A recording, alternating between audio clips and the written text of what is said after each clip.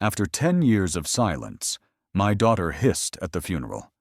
"You'll regret showing up. Mom left me everything." But when the lawyer opened the folder and read the will aloud, I got the company. Before we begin, please subscribe, and I'd love to know, where in the world are you listening from? Don't expect a damn cent of Mom's $56 million. That was the first thing my daughter had said to me in 10 years, and somehow it wasn't even the worst part of the day. The coffee mug slipped from my fingers like it had a mind of its own, shattering against the cracked linoleum of my Astoria kitchen. Brown liquid spread across the floor, like spilled blood. Seeping into the grooves I'd been meaning to fix for 3 years, but never had the money for. I stood there, phone pressed to my ear, listening to Anthony Rhodes from Rhodes and Bellman tell me that Evelyn was dead. "Sudden cardiac arrest, Mr. Callahan. 3 days ago. I'm terribly sorry for your loss. 52 years old, and I was learning about my ex-wife's death from a stranger. The woman who'd once whispered my name in the dark, who'd held my hand through her 16 hours of labor with Chloe, who'd built an empire while I held down the fort. Gone. Just like that. My apartment felt smaller suddenly, the cluttered but clean space closing in around me. Same chipped mug every morning for 8 years. Same classical jazz station humming from the radio. Same dusty box of photographs I hadn't touched since the divorce. The remnants of a life I'd once lived, now just props in a one-man show nobody wanted to watch. I'd been a night shift logistics consultant for the past 5 years, the kind of job that sounds important, but pays like it isn't. Former operations manager, the business cards in my wallet still said, though the company that printed them had been bought out twice since I left. I got up early, went to bed late, and filled the hours in between with the mechanical routine of a man who'd forgotten how to want things. The lawyer's voice cut through my fog. "The reading is scheduled for tomorrow at 2 p.m., Mr. Callahan. Manhattan office, your presence is requested. Requested, not required. Like I was some distant cousin who might show up for the free coffee and cookies. I hadn't seen Evelyn since Thanksgiving, 2015, when Chloe had refused to even look at me across her mother's dining room table. That was the last time I'd tried. After I hung up, I sat in the silence for what felt like hours, but was probably only minutes. The broken mug mocked me from the floor, ceramic fragments scattered like the pieces of everything I'd once held together. I walked to the closet and pulled out the leather photo album I'd bought Evelyn for our first anniversary. The first page hit me like a sucker punch. Evelyn at 22, laughing on the steps of Brown University, her black hair catching sunlight like silk. God, she'd been beautiful, not just pretty, brilliant. The kind of woman who could explain quantum physics and make it sound like poetry. Our first date had lasted 4 hours. She'd talked about software, about making workplaces more human, about changing the world one line of code at a time. I'd sat there, mesmerized, thinking I was the luckiest guy in Providence. Maybe I was for a while. The engagement ring had been my grandmother's. A simple band with a modest diamond that Evelyn had loved more than any rock from Tiffany's. Our wedding in her parents' backyard in Montclair had been perfect. Small, intimate, joyful. We'd danced to Billie Holiday while her mother cried happy tears, and my father told anyone who'd listen that his boy had married up. By 1999, she was building Terralink systems in our garage, working nights, teaching herself code, pitching to venture capitalists who barely understood what the cloud meant.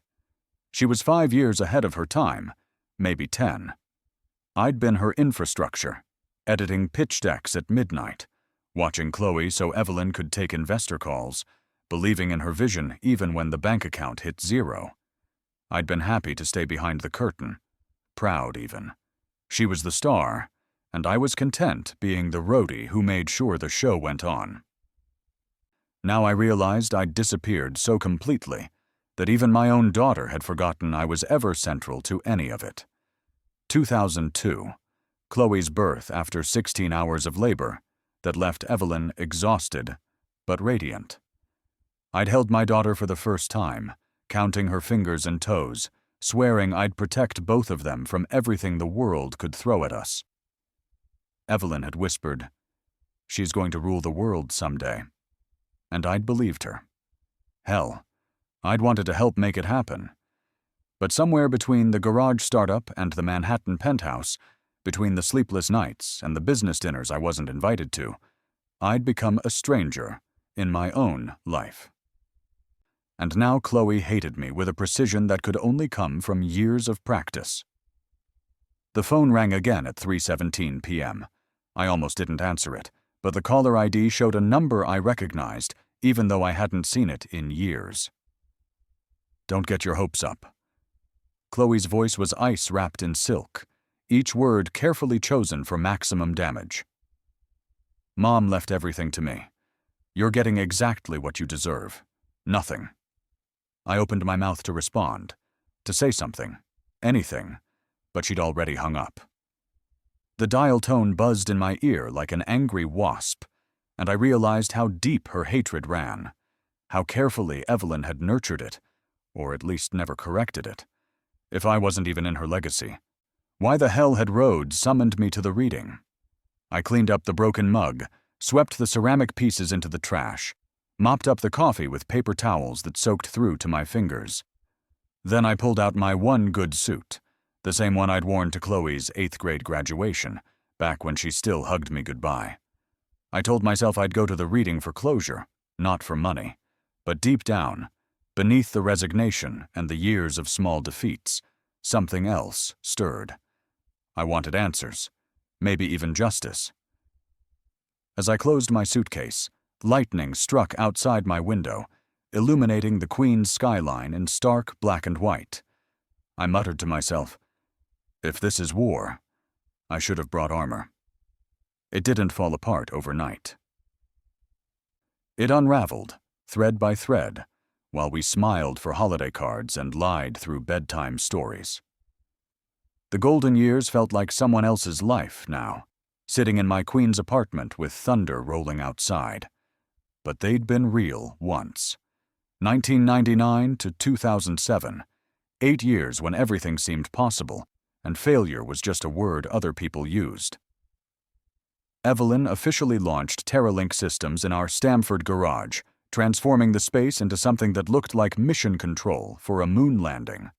Whiteboards covered every wall, filled with her precise handwriting, flowcharts, user interface mock-ups, revenue projections that climbed toward the ceiling, like Jack's beanstalk.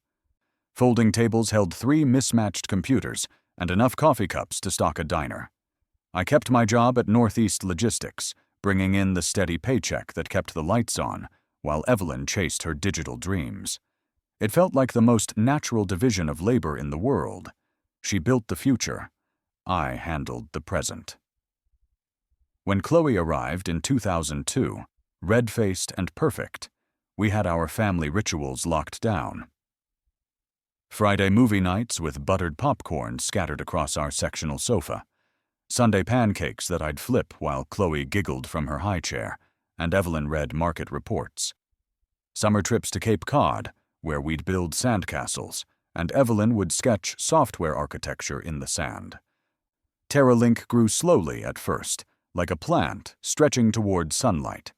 By 2006, we had 12 employees working out of a real office space, multiple contracts with mid-sized firms, and our first round of seed funding.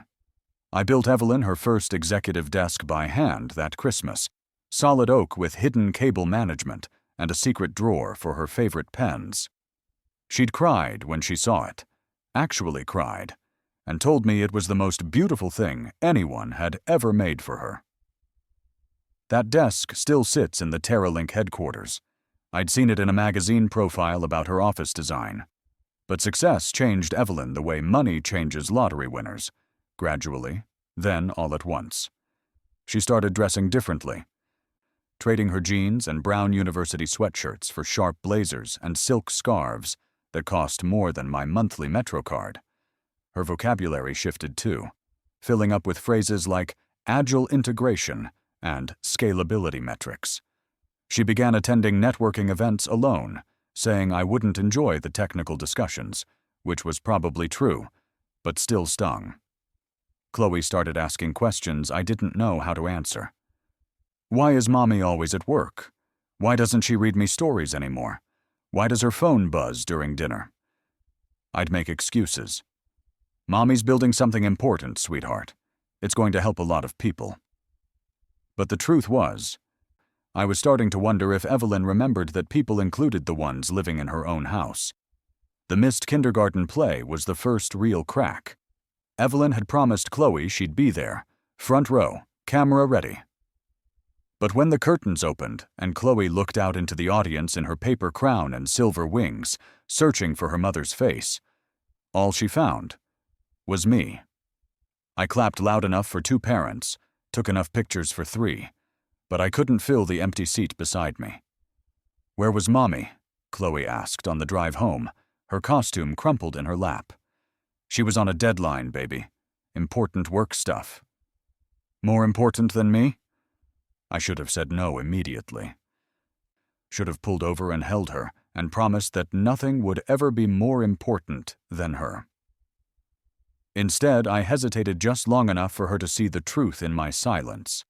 Then, 2008 hit like a freight train, loaded with foreclosure notices and pink slips. The financial crash didn't just hurt TerraLink, it damn near killed it. 35% of their clients canceled contracts within 3 weeks. Companies that had been planning digital transformations suddenly couldn't afford new staplers, let alone enterprise software solutions. Evelyn went into full panic mode, cutting expenses, laying off employees, working 18-hour days fueled by Red Bull and terror. I got laid off from Northeast Logistics on a Tuesday in October. The HR manager apologized like it was his fault, handed me a severance check that might cover 2 months of rent if I ate ramen exclusively. I went home and told Evelyn over Chinese takeout, our first shared meal in weeks. She looked up from her laptop, eyes bloodshot and distant. How much is unemployment? Not enough. Then you'll need to find something else. Fast. No hug. No, I'm sorry. No acknowledgement that I'd been employed steadily for 15 years, and this wasn't exactly my fault. Just a return to her screen and the soft clicking of keys that sounded like coins dropping into a grave. I started working construction, then restaurant night shifts, then anything that would pay cash and didn't require me to explain the gap in my resume. Our household dynamic collapsed like a house of cards in a hurricane. Evelyn lived at her office, coming home only to shower and grab clean clothes. Chloe ate dinner with Maria, our nanny, who spoke more Spanish to her than English, and at least remembered to ask about her day. The dinner fight started small, Chloe asking why we never went out anymore, why our refrigerator was full of takeout containers and expired milk, why Daddy looked tired all the time. Evelyn would slam her fork down and snap about deadlines and responsibilities, and how every second we spent not solving problems was a second closer to losing everything. "Don't you understand?" she'd hiss at me after Chloe went to bed. "Every second you're not helping is a second we lose this house." But I was helping. I was working 70 hours a week at jobs that left my back aching and my hands raw. I was the one who picked Chloe up from school, helped with homework, read bedtime stories when Evelyn was debugging code at midnight. I was holding our family together with spit and prayer while she held the company together with sheer force of will. The problem was, she couldn't see the difference anymore. By 2010, we'd sold her engagement ring to make payroll. My motorcycle went next, then most of the living room furniture, then anything else that could be turned into cash without making the house look completely empty. Evelyn restructured TerraLink, brought in new investors, saved the company from bankruptcy through 18 months of financial surgery that left her harder and colder than the marble countertops she'd insisted on when we renovated the kitchen. I was working 80-hour weeks by then, bouncing between 3 part-time jobs that barely added up to 1 living wage. Evelyn was working 90-hour weeks, rebuilding her company from the ground up. We slept in the same house but passed like ghosts, leaving notes on the kitchen counter about Chloe's schedule or overdue bills. That's when Marcus Tanaka became more than just her co-founder. I'd met him at company parties back in the early days. Quiet, intense, the kind of programmer who could solve problems other people didn't even know existed. He'd always been there, working late nights alongside Evelyn, sharing the burden of keeping TerraLink alive. I told myself it was natural they'd grow closer. They were fighting the same war, speaking the same language, dreaming the same dreams. When Chloe started mentioning Uncle Marcus bringing sushi to the office, or how he'd fixed Mommy's computer, or how he made her laugh during video calls, I pushed down the jealousy and told myself to be grateful someone was keeping Evelyn's spirits up. Chloe started resenting me around then, blaming me for not doing more to help her mother. She'd parrot phrases she'd obviously heard Evelyn use, about responsibility and stepping up and being part of the solution instead of part of the problem. When I tried to explain that I was working as hard as I could, she'd roll her eyes like I was making excuses. Evelyn never corrected her, never stood up for me, never explained to our daughter that I was breaking my back to keep food on the table while she rebuilt her empire. March 15th, 2012. The day I learned that sometimes the worst discoveries come disguised as routine errands. Evelyn was in the shower. Chloe was sleeping over at Jessica Brennan's house. I needed to print Chloe's insurance forms for her spring soccer league, so I logged into Evelyn's laptop, something I'd done 100 times before without thinking twice. Her email was open. A message from Marcus sat at the top of the inbox, time-stamped 11:43 p.m. the night before. Last night was perfect. I can't stop thinking about the way you looked at me when you said you'd never felt so alive. My hands went numb. I scrolled down, found dozens more messages, some from that week, some from months earlier, during our worst financial crisis. Photos I shouldn't have seen, plans for weekend trips I'd thought were business conferences, declarations of love written while I'd been working double shifts to keep our mortgage current. When Evelyn came out of the bathroom, hair wrapped in a towel, I was still sitting at her computer. "Richard, what are you doing?" I turned the screen toward her, watched her face go from confusion to recognition to something that might have been shame if I squinted hard enough. "It's not what you think," she said. "It's exactly what I think." I didn't scream, didn't throw the laptop against the wall, didn't call Marcus and challenge him to a fight in our driveway. I just walked out of the house, got in my beat-up Honda, and drove around Stamford for 6 hours, trying to figure out when I'd become a stranger in my own life. I came back that night and slept on the couch. We never talked about it again. Counseling failed because Evelyn had already checked out emotionally. She went through the motions, nodding in the right places, agreeing to try harder, promising to prioritize our family. But her heart was somewhere else, with someone else, building something else. Chloe took her mother's side without knowing there were sides to take. When I tried to explain why I seemed sad all the time, why I'd moved into the guest room, why Mommy and I didn't talk during dinner anymore, she'd cut me off. "You don't understand what Mom does, Dad, but Marcus does." The divorce was finalized in December 2014, just before Christmas. Evelyn got TerraLink, the Stamford house, and full custody. I got visitation rights twice a month and the legal right to pay child support I could barely afford. Chloe refused the visitation within 6 months. I moved to Queens because it was what I could afford. Started working small jobs to survive. Sent birthday cards and Christmas presents every year that went unacknowledged. Heard through mutual friends that Chloe was interning at TerraLink during college, that she was brilliant like her mother, that she was being groomed to take over the company someday. I saw Evelyn's face on the cover of Business Weekly in 2019. Top 40 CEOs under 40. She looked successful, confident, untouchable. No mention of the man who'd built her first desk or stayed up all night editing her early pitch decks, or held her hair back when morning sickness made her throw up for 3 months straight. The final nail came in 2016 when Chloe blocked my phone number. No explanation, no goodbye. Just an automated message telling me my calls couldn't be completed as dialed.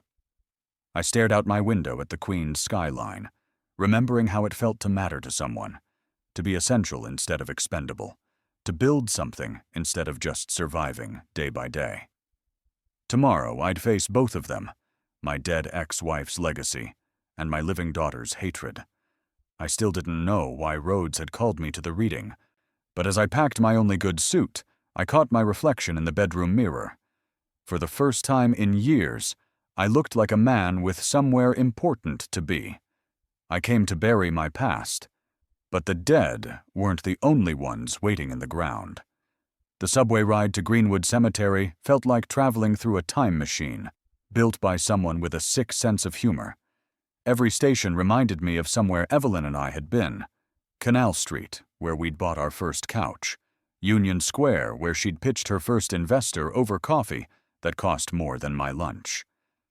By the time I emerged in Brooklyn, light rain was turning the October morning gray and slick. I walked through the cemetery gates in my one good suit, the same navy blue number I'd worn to Chloe's 8th grade graduation, back when she still hugged me goodbye. The fabric felt looser now. I'd lost weight over the years, the kind of weight loss that comes from stress and irregular meals rather than gym memberships. The funeral coordinator gave me strange looks when I approached the check-in table. My name wasn't on the official guest list, which shouldn't have surprised me, but somehow did. She made a phone call, whispered into her headset, then waved me through with the expression of someone doing a favor she'd rather not do. The parking area was filled with black sedans and luxury cars that cost more than I'd made in the past 3 years combined. Mercedes, BMWs, a few Teslas that probably drove themselves. I recognized some faces from business magazines, tech executives, venture capitalists, the kind of people who used words like disrupt and paradigm shift without irony. They were all here to mourn Evelyn, the brilliant CEO who'd changed how companies managed projects. None of them knew about the woman who'd once spent an entire Sunday teaching Chloe to braid friendship bracelets, or who'd cried during every Disney movie we'd ever watched together. The service was held in the Chapel of Remembrance, all marble floors and modern stained glass that cast rainbow patterns across the walls. Candles flickered from iron sconces, creating the kind of atmosphere that made you whisper even when no one was listening. I slipped into a pew near the back, trying to make myself invisible. That's when I saw her. Chloe stood near the front, surrounded by a constellation of people who orbited around her like she was their son. She wore a sleek black Alexander McQueen suit. I recognized the label from the fashion magazines Maria used to read during her breaks. Her hair was pulled back in a severe bun, her makeup minimal but flawless, her posture radiating the kind of confidence that comes from never having to worry about rent. She was tall now, maybe 5'8", with Evelyn's elegant neck and my stubborn jawline. She commanded attention without trying.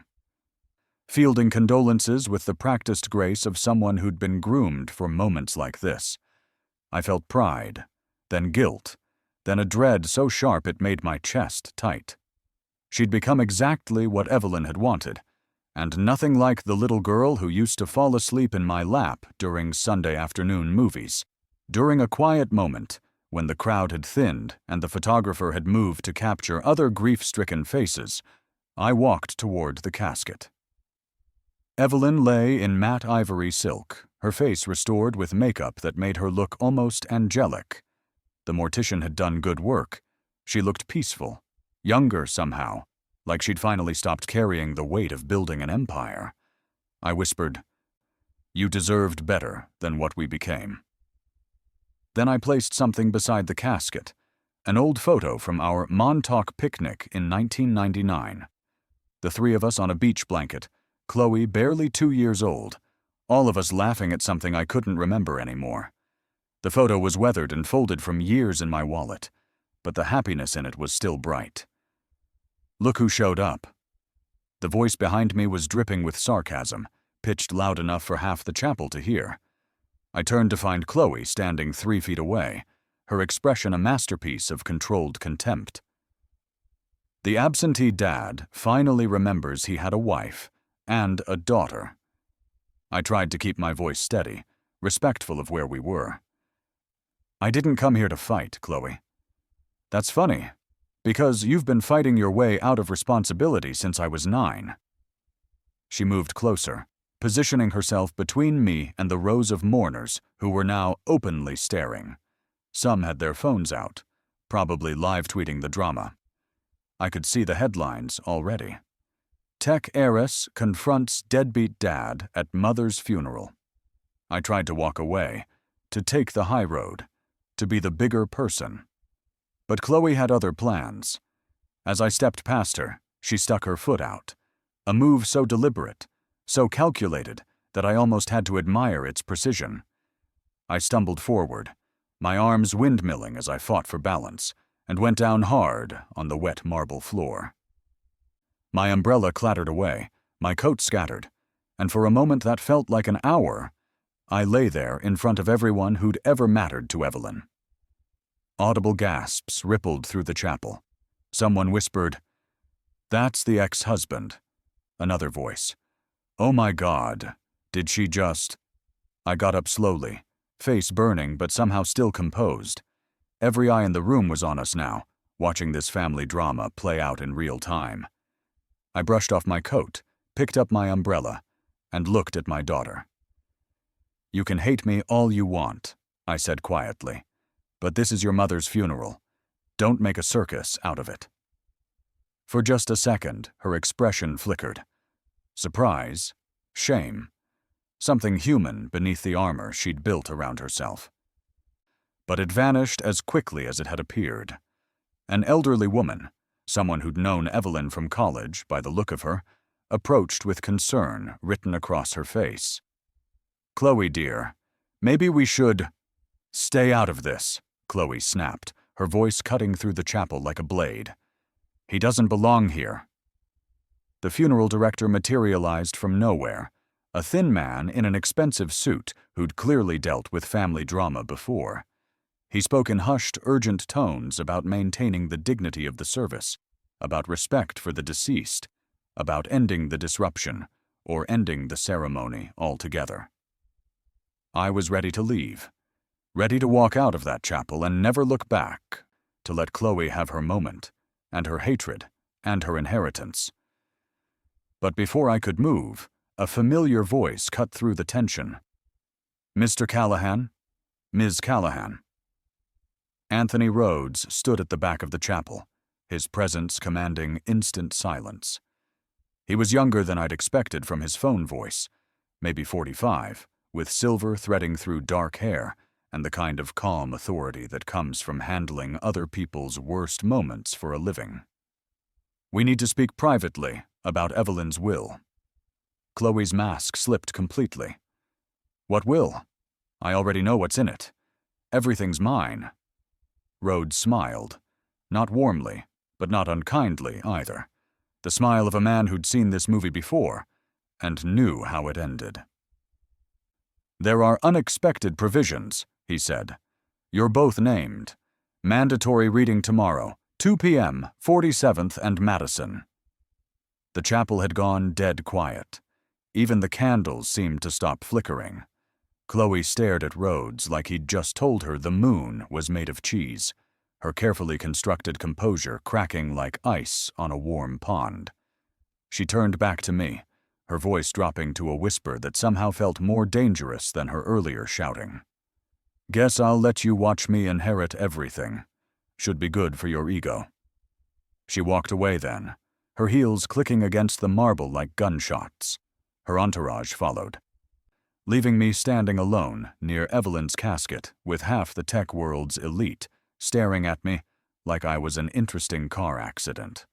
I stayed until the end, watching them lower my ex-wife into the ground while her daughter accepted condolences from people who'd never seen her cry.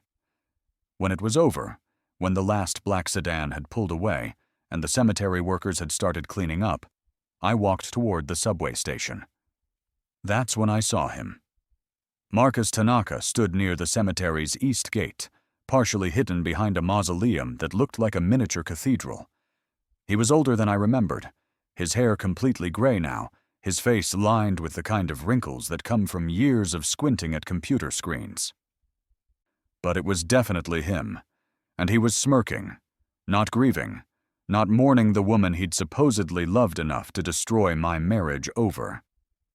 Just standing there with a slight smile, watching the chaos unfold like it was exactly what he'd expected. Our eyes met across the cemetery path. He didn't look away, didn't pretend he hadn't been watching. Instead, he gave me the smallest nod, acknowledgement maybe, or something that felt more like a threat. Then he turned and walked away, disappearing between the headstones like he'd never been there at all. I stood there in the rain, watching the place where he'd vanished, trying to process what I'd just seen. Tomorrow I'd learn what Evelyn had really thought of me, what she'd left behind, whether her final act would be mercy or one last twist of the knife. But tonight, I couldn't shake the feeling that Marcus Tanaka knew something I didn't. Something that made him smile at his lover's funeral while her daughter humiliated her ex-husband in front of half of Manhattan's tech elite. Something that was going to change everything. Some legacies are written in ink, others are written in fire. I arrived at Rhodes and Bellman 15 minutes early, standing on the corner of 47th and Madison, like a man waiting for his own execution. The skyscraper stretched 23 floors above me, all glass and steel, and the kind of money that makes regular people feel small. The waiting room on the 23rd floor had sculptures I couldn't pronounce, and polished wood that probably cost more than my annual rent. The receptionist offered me water. I declined. My hands were shaky enough without adding caffeine to the mix. Chloe stormed in 5 minutes late, phone pressed to her ear, assistant trailing behind like a well-dressed shadow. She wore a designer black trench coat and sunglasses despite being indoors, the uniform of someone who'd learned that confidence was just another accessory you could buy. She didn't greet me, didn't acknowledge I existed, just sat directly across from me in the conference room and said, "Let's get this over with. I have meetings." Anthony Rhodes entered with a leather-bound file that looked older than both of us combined. He placed it carefully on the mahogany table, the kind of reverent gesture reserved for sacred objects or loaded weapons. "Ladies and gentlemen," he began, his voice carrying the formal weight of centuries of legal tradition. "We're here for the reading of the last will and testament of Evelyn Tan Callahan, dated March 15th, 2025. The legal preamble washed over me like white noise. Sound mind, revoking all prior wills, naming Rhodes as executor, standard boilerplate that meant nothing and everything. Then he got to the meat. "To my beloved daughter, Chloe Callahan, I leave the Fifth Avenue apartment, all personal effects contained within, and the sum of $500,000. Chloe's reaction was immediate and volcanic. "Wait, that's it? What about the company, the investments, the portfolio?" Rhodes ignored her interruption with the practiced calm of a man who'd seen this movie before. He continued reading, his voice steady as a heartbeat. "To my former husband, Richard Callahan, I leave all remaining assets, including business interests, investment portfolios, liquid assets, and full ownership of TerraLink Systems, estimated at $55.5 million. The silence that followed was so complete, I could hear the building's ventilation system humming. Chloe stared at Rhodes like he'd just told her gravity had been canceled. Then she exploded. "This is a joke. This is fraud." She lunged for the will, but Rhodes calmly moved it out of reach. He manipulated her. He guilt-tripped a dying woman. She would never do this. Her voice cracked on the last word, and for a moment I saw the little girl who used to climb into my lap when thunderstorms scared her. But the moment passed, replaced by something harder and more dangerous. "I'm calling my lawyers. This is bullshit. Complete bullshit." Rhodes opened his laptop with the deliberate calm of a surgeon reaching for a scalpel. Perhaps this will provide clarity. The video that filled the screen hit me like a physical blow. Evelyn sat in what looked like her home office, filmed 3 months before her death. She looked tired, more tired than I'd ever seen her, but her eyes were clear and focused. "Richard," she said, looking directly into the camera, "you were the foundation I took for granted. I built everything on top of your sacrifices, and I never thanked you for holding us up when I was too proud to bend." My throat tightened. Beside me, Chloe made a sound like she was drowning. "Chloe," Evelyn continued, her voice softer, but no less clear, "I love you more than my own life. But you've never earned what you think you deserve. You've lived in the shadow of my success without understanding the cost of building it." Evelyn leaned forward, her hands folded on the desk. "This is not punishment. It's education. Richard, you have the chance to finish what we started together. Chloe, you have the chance to discover who you are when everything isn't handed to you." The video ended. The silence returned, heavier this time. Chloe threw her water glass against the wall. It shattered, sending crystal fragments across Rhodes' expensive carpet like frozen tears. "What lies did you tell her?" She spun on me, her face flushed with rage. "What guilt trip did you use? She was vulnerable, she was sick." "Your mother wasn't sick," Rhodes interrupted calmly. "She was examined by 3 separate physicians in the months before her death.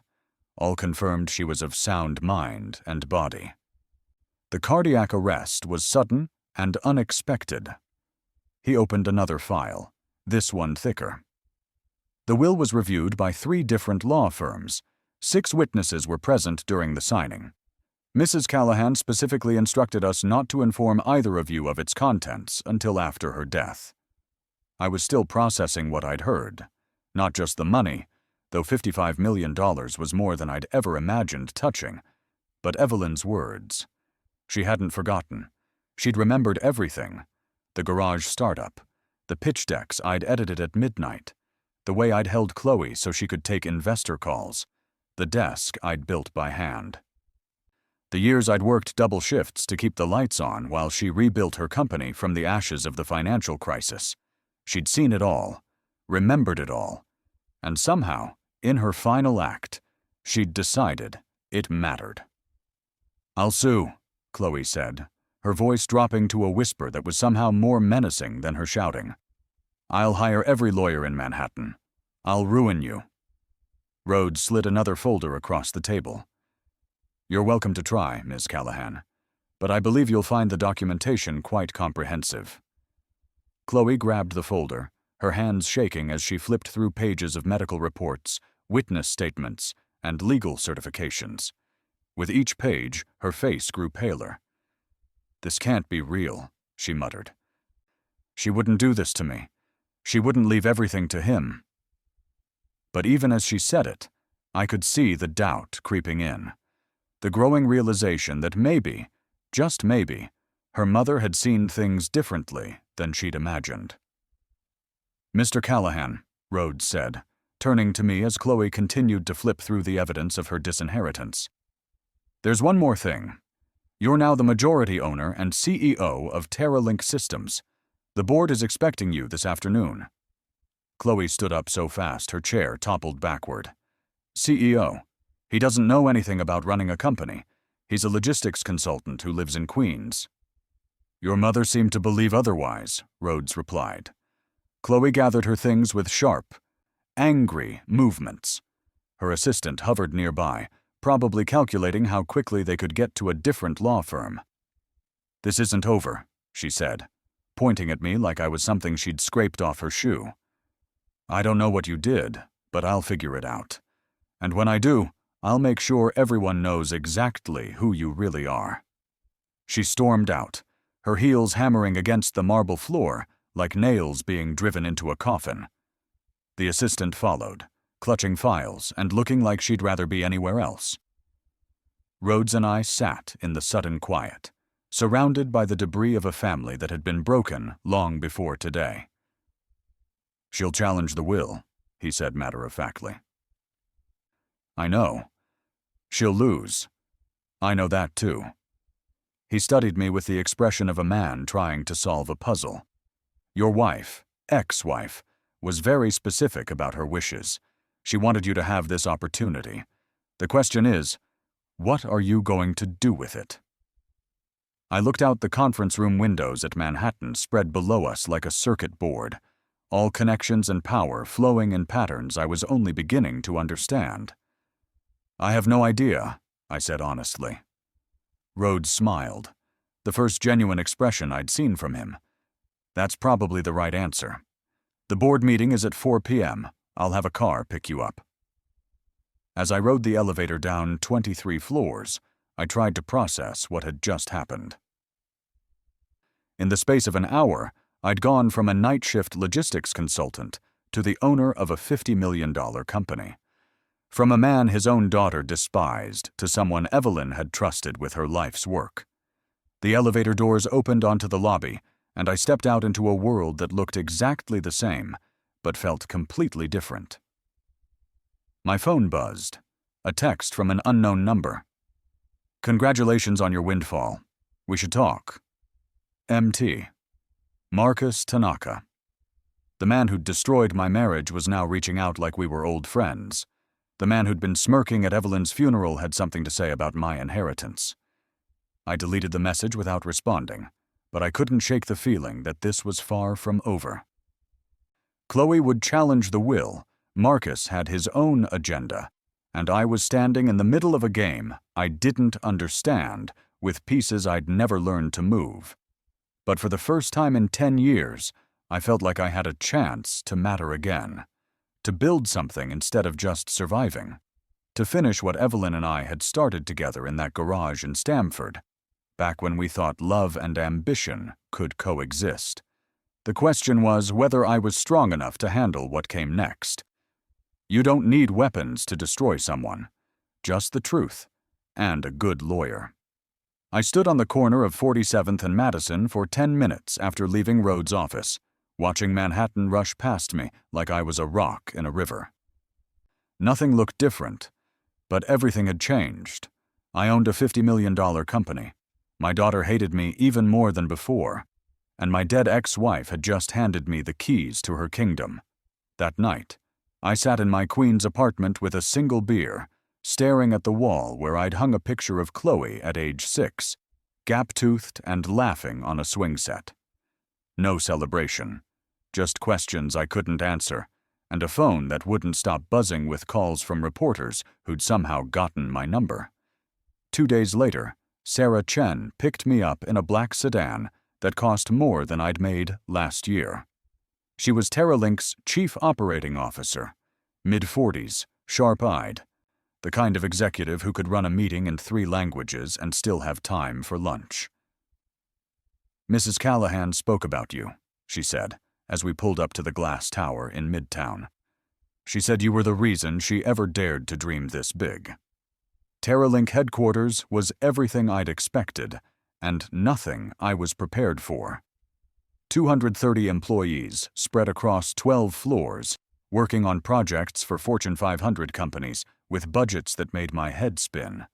Revenue over $50 million annually, projected to double within 3 years. In Evelyn's old office, I found a drawer full of printed family photos, including one of me and Chloe at the Bronx Zoo, both of us covered in ice cream and grinning like idiots. Underneath, a handwritten note. He held us up when I forgot how to bend. 2 weeks later, the lawsuit arrived. Chloe's legal team from Carver, Raines, and Meeks delivered it personally, a thick envelope that felt like it weighed 50 pounds. Undue influence, mental incompetence, manipulation of a dying woman. Every accusation designed to paint me as a predator who'd swooped in to steal her rightful inheritance. Rhodes was ready. He'd spent 2 weeks building our defense like he was constructing a fortress. Medical records showing Evelyn was sharp until the day she died. Witness statements from everyone who'd been in the room when she signed the will. Bank records proving I hadn't contacted her once in the past decade. The courtroom was gray and cold on a Tuesday morning in November. Chloe arrived with her 3 lawyers, her hair perfect, her posture radiating the confidence of someone who'd never lost anything that mattered. Her attorney painted me as the villain. This man abandoned his family, vanished for 10 years, then returned like a vulture circling a dying woman. I watched from the defendant's table saying nothing. Let them build their case on assumptions and wounded pride. Then Rhodes stood up. He played Evelyn's video will for the judge. Her clear voice, her steady hands, her explanation of why she'd made her choice. He presented psychiatric evaluations from 3 different doctors, all confirming she was of sound mind. Calendar records showing she'd met with estate planners for 18 months, carefully structuring her final wishes. But the killing blow came when he revealed Chloe's spending records. $50,000 on a handbag collection, $75,000 on a car she'd driven twice, $120,000 on a vacation to Dubai that lasted 2 weeks. Your Honor, Rhodes said calmly, this young woman has never worked a full-time job, never earned a salary, never contributed meaningfully to the company she claims to deserve. Chloe's face flushed red. During cross-examination, she fell apart like a house of cards in a hurricane. She was manipulated, she shouted at the judge. My mother would never betray me like this. But the evidence was overwhelming. The judge's ruling came after 2 days of testimony that laid bare every ugly truth about our broken family. There is no evidence of fraud, coercion, or mental incapacity. The will stands as valid and enforceable. Outside the courthouse, Chloe glared at me through tears of rage and humiliation. You'll regret this. I swear to God, you'll regret this. The fallout was swift and brutal. Chloe had spent nearly her entire inheritance on legal fees, betting everything on a case she couldn't win. She was evicted from her Fifth Avenue apartment within a month, unable to pay the maintenance fees. Word spread through Manhattan's tech circles about the CEO's daughter, who'd challenged her mother's will and lost spectacularly. Investors who'd once courted her for her connections now avoided her calls. Reporters wrote think pieces about entitled children of successful entrepreneurs. Her reputation was in ruins, and she had no one to blame but herself. A month after the verdict, my burner phone buzzed with an unknown number. I almost didn't answer. Reporters had been hounding me for weeks, but something made me pick up. Dad? Chloe's voice was small, broken, nothing like the confident heiress who'd destroyed me at her mother's funeral. I don't know where else to go. The silence stretched between us like a bridge neither of us knew how to cross. I've been sleeping on a friend's couch, she continued. I lost my job. My credit's destroyed. Everyone hates me. I could have hung up, could have let her taste the same abandonment she'd served me for 10 years. Instead, I heard myself saying, "Where do you want to meet?" We met at a diner in Queens, neutral ground where neither of us held the advantage. She looked thinner, older, like someone who'd been carrying a weight that had finally become too heavy to bear. I know I said awful things, she began, staring at her untouched coffee. I know I acted like a spoiled brat. But I didn't know how to lose. I didn't lecture her, didn't remind her of the years of silence, the blocked phone numbers, the public humiliation. I just listened. Then I laid out my terms. No handouts, I said. You want back into my life, or the company. You earn it. Get a real job. Pay your own rent. Prove you can survive without connections or daddy's money for at least 1 year. She stared at me like I'd suggested she climb Mount Everest in flip-flops. You want me to be poor? I want you to understand what your mother built, and why she didn't just hand it to you. For the first time since she was 9 years old, My daughter looked at me like I might actually know something worth learning. When the prodigal daughter returns, you don't greet her with a feast. You make her work the fields first. Chloe took a job at Target, not corporate headquarters, the actual store in Brooklyn, folding clothes and dealing with customers who treated her like she was invisible. She rented a studio apartment in Bed-Stuy that was smaller than her old walk-in closet, furnished it with pieces from Craigslist, and learned what it meant to check her bank account before buying groceries. We started having breakfast once a month at the same Queen's Diner, where she'd asked for help. The first few meetings were awkward, filled with long silences and careful conversations about safe topics, like the weather and subway delays. But slowly, something began to shift. I found Mom's journals, she told me during our fourth breakfast, stirring sugar into coffee she couldn't afford to waste. She wrote about you a lot, about how you'd stay up editing her pitch decks, how you built that desk, how you never complained about working 3 jobs during the crash. I didn't say anything. There wasn't much to say. I was so angry at you for leaving, she continued, but she wrote about being angry at herself for pushing you away.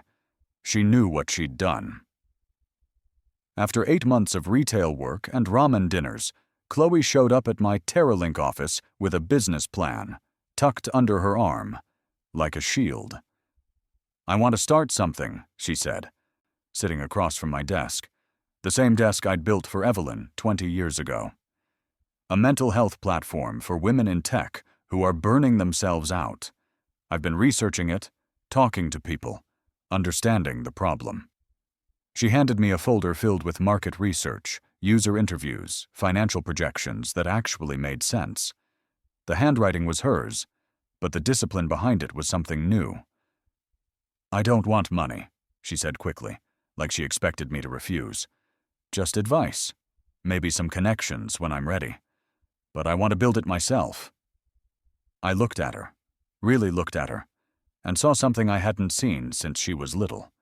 The fire that had once burned in Evelyn's eyes, but tempered now with humility and hard-earned wisdom. What's the company called? I asked. Steady, because that's what I never learned to be. 3 months later, I was cleaning out the last of Evelyn's things from storage when I found an envelope buried in a box of old business documents. My name and Chloe's were written on the front in Evelyn's careful handwriting. Open only when you're ready. Inside was a photo I'd forgotten existed, the 3 of us at Montauk when Chloe was 6, building sandcastles while Evelyn sketched software architecture in the sand. We looked happy. We looked whole. The note was brief. You were always my greatest achievements. If you're reading this together, maybe you've both finally remembered that. Chloe's startup launched 6 months later. She'd bootstrapped it with her Target paychecks and a small business loan, working nights and weekends while still folding clothes during the day. The platform gained traction slowly but steadily, helping overworked women find balance and support. The tech press wrote about her transformation. From heiress to hustler, the fall and rise of Chloe Callahan. The article talked about her journey from entitled rich kid to scrappy entrepreneur, about learning to build something instead of expecting to inherit it. I framed that article and hung it in my office, right next to the photo of her at age 6. On a Tuesday in spring, almost 2 years after that first breakfast in Queens, I stood in the lobby of Terralink watching employees stream past on their way to meetings and coffee breaks, and the 1,000 small tasks that keep a company breathing. Chloe walked through the front doors, not as an heiress or a defendant or a victim, but as the founder of Steady, invited to speak at our quarterly innovation panel. Employees greeted her with respect, not because of who her mother was, but because of what she'd built herself. That evening, I drove to Greenwood Cemetery. The headstone was simple granite with Evelyn's name and dates, nothing fancy or ostentatious. She would have liked that. I left 2 things on her grave: a printout of the article about Chloe's success and a single white tulip, her favorite flower from back when we could afford to buy each other flowers just because. She gave me power, I said to the granite stone in the fading daylight. But what she really gave me was purpose. And maybe, just maybe, she gave Chloe one more chance to become someone she could be proud of. The wind rustled through the cemetery trees, and for a moment I could almost hear Evelyn's laugh, the sound she used to make when she was genuinely delighted by something unexpected. Walking back to my car, I thought about the garage in Stamford where it all began, about the desk I'd built by hand, about the family we'd been before ambition and pride and other people's expectations tore us apart. Some things can't be rebuilt exactly the way they were. But sometimes, if you're lucky and patient and willing to start over from the ground up, you can build something even better. My phone buzzed with a text from Chloe. "Dinner Sunday? I'm cooking. Fair warning, I'm still learning." I typed back, "I'll bring dessert." Some endings are really beginnings. Some gifts come wrapped in loss. And sometimes the best way to honor the past is to stop trying to recreate it and start building something new.